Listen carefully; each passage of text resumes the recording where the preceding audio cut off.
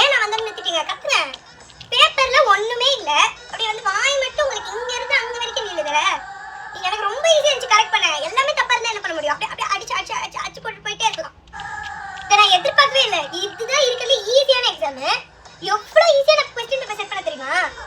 இதுக்கே இப்படி அம்மா நீங்க பப்ளிக் எக்ஸாம்லாம் போய் எழுதுனா எனக்கு பயமா இருக்கு. நம்ம ஸ்கூல் மான கப்பல் ஏத்து போல இந்த மாதிரி ஒரு பேட்ச் நான் பார்த்ததே இல்லை.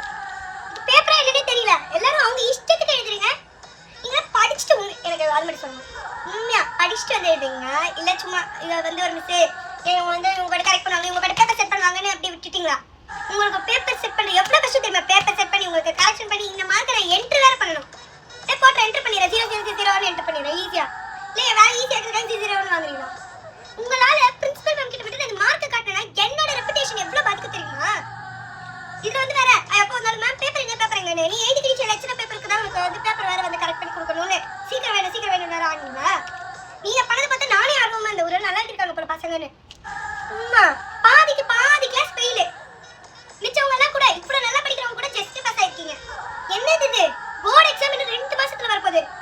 நீங்க என்னமோ வந்து ஒரு வருஷம் இருக்கிற மாதிரி பண்றீங்களே. எனக்கு தெரியலப்பா. இனிமே உங்க கிளாஸ் கிட்ட எவ்வளவு அட்வைஸ் சொன்னாலும் அது வேஸ்ட்னு மட்டும் எனக்கு தெரிஞ்சிச்சு. வேஸ்ட்.